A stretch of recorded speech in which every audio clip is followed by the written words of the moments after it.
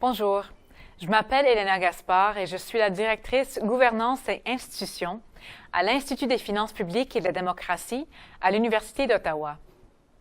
Dans les derniers mois, nous avons eu le plaisir de faire la connaissance de plusieurs d'entre vous au sein des agences au service des enfants et des familles Premières Nations. Grâce à vous et à votre partage de vos données, de vos expériences et de vos expertises, nous avons pour la première fois formulé une compréhension de base des coûts et des dépenses des agences. Nous sommes fiers que 76% des agences ont participé à cette étude. Ensemble, nous devrons être fiers de ce qu'on a accompli. Diverses observations découlent de ce rapport. Premièrement, les caractéristiques des agences transcendent les limites territoriales des provinces et les formules de financement.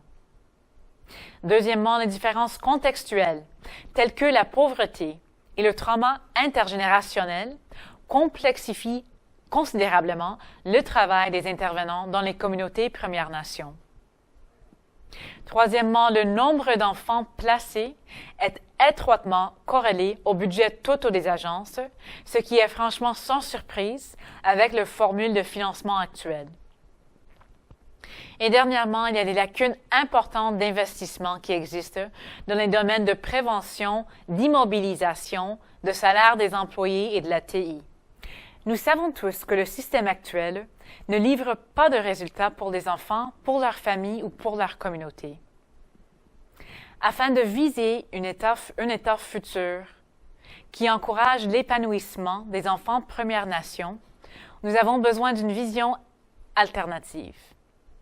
On a bien entendu de vous et de vos collègues qu'un futur pour les enfants Premières Nations doit passer non seulement par les enfants, mais par leur famille et par leur communauté. Ça va sans dire que les services de protection demeureront un noyau important des mandats des agences. Mais le mandat des agences doit être élargi afin d'inclure le bien-être des enfants, de leur famille et de leur communauté.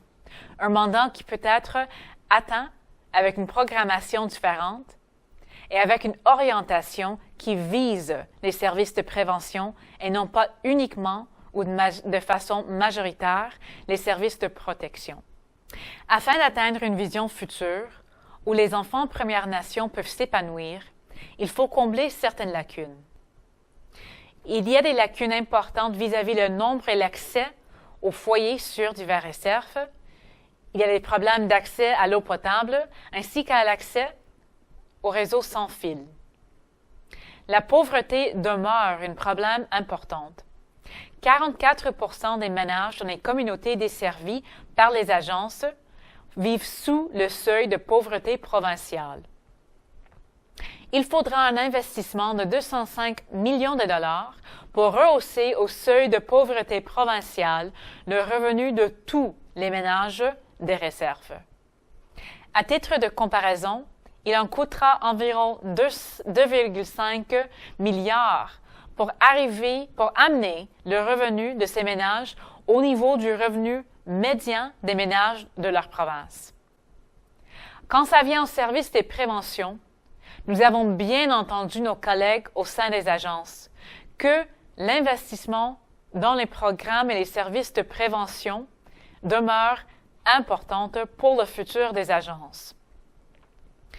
Il faut absolument financer les services de prévention selon le nombre total d'habitants dans la population couverte à raison de 800 à 2500 $ par personne. Quand ça vient aux immobilisations, les agences nous ont fait part du fait que des fois, leurs immobilisations ne desservent pas adéquatement leur population, elles ne desservent pas adéquatement leurs besoins comme agence.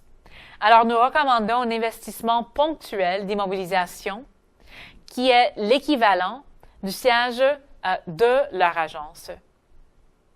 Quand ça parvient au salaire, 62% des agences sont incapables de rémunérer leurs employés selon les barèmes provinciaux. De notre perspective, cette indication mérite une attention particulière.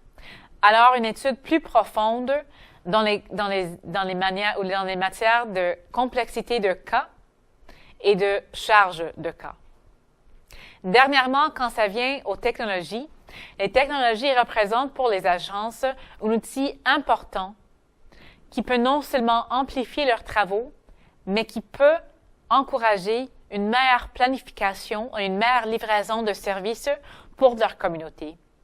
Nous recommandons un investissement d'entre 5 à 6 % du budget total de façon annuelle pour les services TI. Dans son rapport, l'IFPD propose 8 recommandations. En guise de sommaire, nous recommandons de financer le programme des agences des services aux enfants et aux familles Premières Nations au moyen de transferts par bloc pour une plus grande flexibilité et afin de responsabiliser l'attribution des ressources aux parties concernées. Nous recommandons de combler les lacunes d'investissement en prévention, en immobilisation, en technologie et aussi d'étudier les affaires salariales, notamment la complexité de cas et les charges de cas.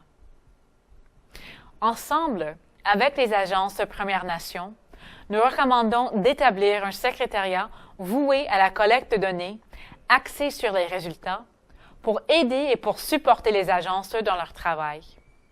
Nous suggérons aussi la création d'un centre de ressources pour les agences afin qu'ils puissent partager leurs ressources, leurs expériences et leurs idées.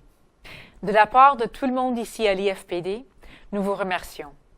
Nous vous remercions d'avoir partagé vos histoires et vos expériences avec nous, ainsi que vos connaissances et vos données. C'est grâce à vous qu'on a pu effectuer ce travail ici. C'est vous qui sont les vrais champions des enfants, des familles, des communautés Premières Nations à travers ce pays. À la prochaine.